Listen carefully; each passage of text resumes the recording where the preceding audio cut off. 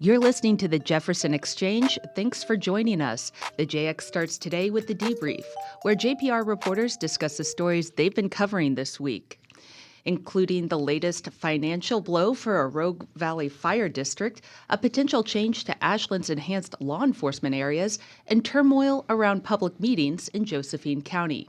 I'm Maria Carter, JPR's news director. I'm Justin Higginbottom, public health and safety reporter. I'm Jane Vaughn, housing, homelessness, and education reporter. And I'm Roman Battaglia, science, environment, and politics reporter. So, Justin, you reported on updates likely coming to Ashland's enhanced law enforcement areas. First, what are these areas? Yeah, so I'm going to just call them ELIAs, but they're special... Rolls off the tongue. Yeah, right. So they're these special geographic zones in the city. And basically, if you commit crimes in these areas, then police can petition a judge to have you banned from those zones. And the purpose is really to target repeat offenders. That's what Ashland police say. They claim there's kind of a small number of people in the city that commit crimes over and over again, and this is an effort to target those people and just get them away from the public.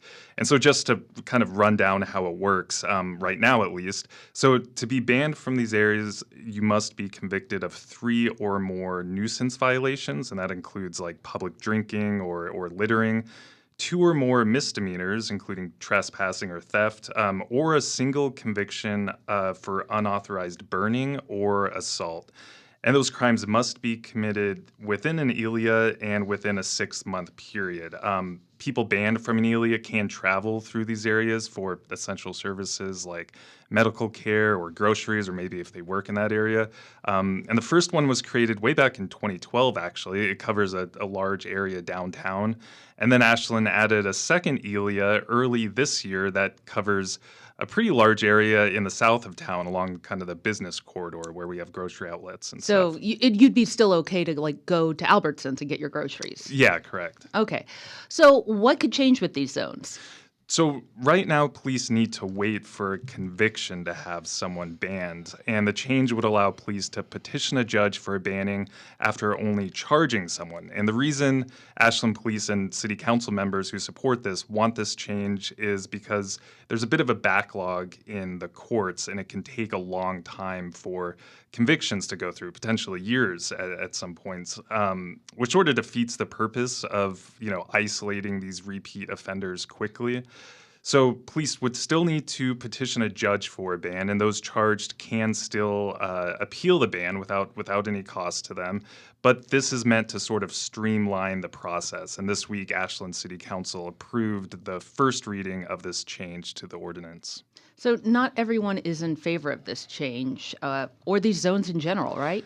Right, yeah. So public comments when this ordinance is ever discussed, are very lively.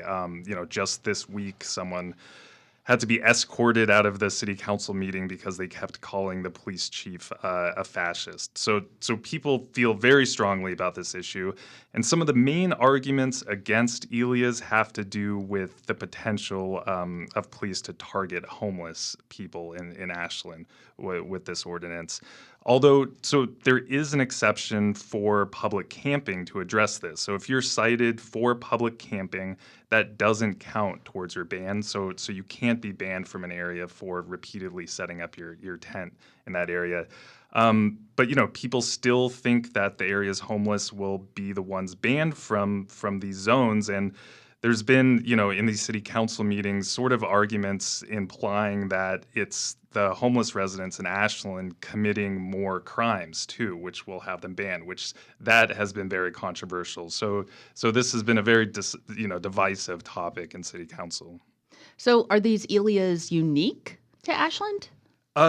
Yeah, so Medford has something similar, what they call a civil exclusion zone, which gives police actually wider authority to ban individuals than even this change in Ashland policy would.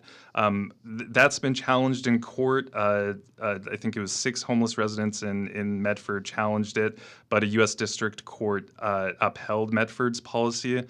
And Ashland's police chief has tried to distance their ordinance from Medford, saying it's not that harsh. But because Medford's was upheld in court, then the argument is Ashland's has a pretty good chance there.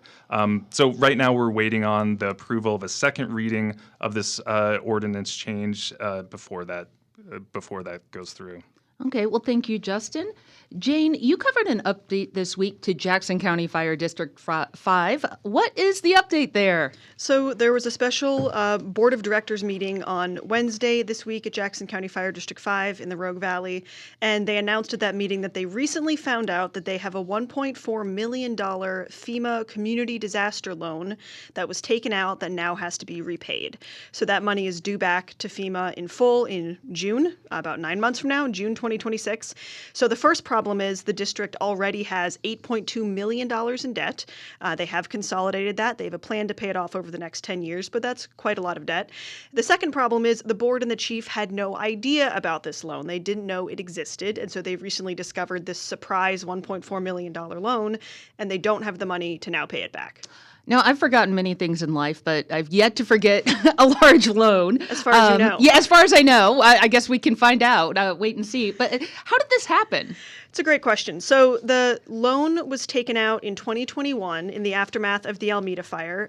None of the current board members or the current chief were there at the time. And side tangent to say that there has been a lot of turmoil for this district over the last couple years, just to give some context. So the district has had a bunch of board members resign and new ones be appointed. We had an election for new board members. They fired their chief. They're obviously facing a massive financial shortfall. The district is currently operating under what's called an intergovernmental agreement with Fire District 3. And so they're providing administrative support, including the oversight of their chief, Mike Hussey. So Chief Hussey is new since this loan was taken out, and so are these board members. So Chief Hussey says that the money, they can confirm it was given to the district appropriately. It was spent appropriately. They took it out in basically three different groups, three different chunks of the money, and it was spent appropriately on personnel and salaries. So that's all good. But basically, the chief and the board members didn't know that had happened. Chief Hussey says that the previous administration didn't keep up the required reports and documentation that you're supposed to do with a FEMA loan. So when they were going back and reviewing budgetary stuff, they didn't see it at all. Jane, this seems like a really big blow for Fire District 5. What's the district going to do? It's a big blow on top of, it seems like, a series of blows over the last couple years. So there is the possibility that the loan could be forgiven by FEMA, but the board doesn't really seem to think it's very likely that that's going to happen for a couple of reasons. So the first is that the loan was taken out with the expectation that assessed valuation in the community is going to drop after the Alameda fire. Homes burned down. That's going to affect property taxes. That's going to affect the district's budget. And so they argued that's why they need this loan. But the thing is that didn't really happen, as they were saying at the meeting. The assessed valuation dropped a little bit, but not that much. And the previous board, the previous administration still withdrew the full $1.4 million. So it's going to be a little bit hard now for the district to argue, we said this was going to happen, this was why we needed the money, and then that never happened, and we took all the money anyway, and now can we please have that forgiven? So that, the board members were saying is going to be a difficult argument. And the other problem with potentially having it forgiven is that in order for FEMA to potentially do that, they need to look at the district's audits, and the district is way behind on a few years' worth of audits. And so now they're basically pedal to the metal trying to get those audits done in the next few months so they can send them off to FEMA, hopefully get an answer in the spring. There's apparently no possibility of deferring these payments. They've already asked about that, so it is due in full in June.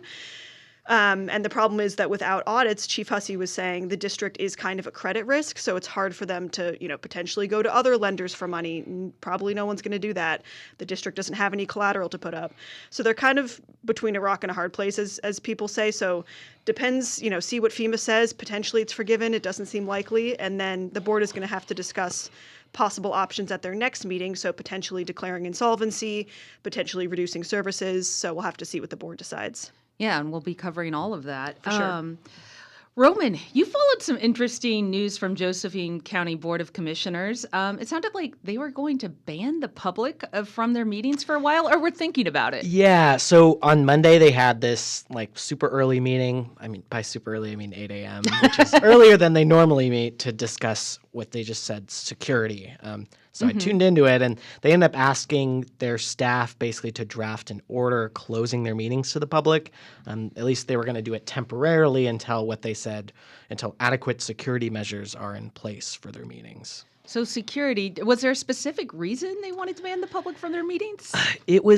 It's kind of, they were really vague about things, and that was what made it difficult. And even when I asked them in person on Wednesday, it was kind of hard to get a direct answer of what they were saying. But I know that one thing they mentioned were national issues and things, and that was clearly the killing of Charlie Kirk last week. So they were kind of concerned about their own safety. There was also something, they mentioned this unnamed incident at the courthouse that happened last week. The courthouse building is where all the county offices are. That kind of caused alarm, but I couldn't get any details on that. I don't know what happened there. I'm not really sure. No one else I know knows what happened with that. And then there's also this security report that they also discussed during the meeting on Monday that I was not able to get a hold of that shows apparently that the courthouse has inadequate security. And they called it a wake-up call, the commissioners. So Chris Barnett said he also had heard from residents that they wanted more security at the meetings. Sure. Well, you talked to some staff at the Oregon Government Ethics Commission about this. What did they have to say about Josephine County? Yeah, it was cool because I learned a lot about public meetings law that I didn't already know about, and I love learning Your about... nerdy heart is I know, full. I love learning the intricacies of public meeting law. So the Oregon Government Ethics Commission enforces the state's public meeting law. I learned basically that if a meeting is being held in person, the public needs to be able to have the option to attend in person as well. So it's like fair play, kind of. If you're there, we can be there. Exactly. So if you're doing a meeting like over Zoom or video conference or over the phone and people are in separate rooms or whatever, you don't need to have an in-person attendance option. You just need to have an option for people to tune into it. But I also learned, interestingly, because one big part of this is if they were banning the public, it'd be like, are they going to be banning public comment? Are they not going to be allowing public comment? Because Josephine County normally has a public comment portion of their meeting, and they allow public comment on a lot of their ordinances. I learned that according to state law, public comment is not required in meetings at all. Most city and county council meetings will have public comment. It might be in their rules, but that's kind of up to them, not the state. There was a House bill in the state legislature this year that would have required public comment, but it ended up dying in committee. So Josephine County commissioners would likely have violated the law if they banned the public but continued to meet in person. That sounded like that's what they were planning on doing. But they could all meet remotely and not even require any public comment as long as they offer to people an option to tune in virtually as well. So what actually happened? Can the public still go to meetings in Josephine County? Yeah, I drove all the way up on Wednesday to the Josephine County Courthouse for their meeting where they were supposedly going to enact this ban, but they ended up not going forward with it. The meeting lasted 4 minutes. According to them, it sounded like it's because they were able to get all of that security in place, so they didn't need to actually ban meetings at all. They're going to have a sheriff's deputy attending the meetings from now on. They're installing more cameras in the courthouse building. Chris Barnett told me it wasn't because of public complaints about this idea, but it was picking up attention in the news, and I'm sure some people probably would not be happy if they were not able to attend these meetings. But they're going to continue as always. They're just going to have more security. But we learned a little bit more about public meeting law in the state through the process. Okay, well, thanks, Roman. And we recently had some stories about a raise for Grants Pass firefighters and cuts at SOU. Those don't seem related, but in both there was some concern kind of about future. And Jane, what happened at SOU? Yeah, so yesterday, SOU's Board of Trustees voted to approve a new financial resilience plan. The university is facing a pretty severe budget crisis for a lot of reasons. This plan's going to cut over $10 million over the next 4 years. Some pretty dramatic cuts, cutting majors and minors. And what was really interesting is that 2 trustees voted no on this plan.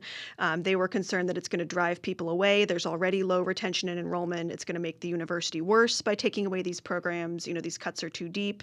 So that was kind of a little bit of pushback there, but they did ultimately approve the plan. Okay, but still unusual to have 2 trustees vote no. Yes. Roman, why did Grants Pass raise firefighter salaries? Yeah, I mean, inflation, of course. Hits us all. Raise your salaries, but also retention, making sure the firefighters don't leave for other jobs. They increased pay by 4% across the board for firefighters. There's also a lot of firefighters that will be going up another step and increasing their pay even more. They also increased pay for police also earlier this year and added 6 new positions for police and firefighters this month. So some big bumps for public safety. Yeah, they have a lot of reservations. It's going to cost the city an extra $200,000 a year, and they haven't increased revenues to pay for it. So that just widens the gap between public safety revenues and expenditures. So, but they didn't have a lot of choice with this contract. If they voted no, the union probably would have sued them. So they had to approve it, but are concerned about how this is going to affect next year's budget. Yeah. So some concerns for the budgets coming up. Well, thank you, Roman. That's it for the debrief this week. Thank you for listening. You can reach the newsroom with comments on our coverage and suggestions for things we should cover in the future through our news tip line. That's on our website, ijpr.org. And you can find this program and more at jeffexchange.org or on your favorite podcast platform.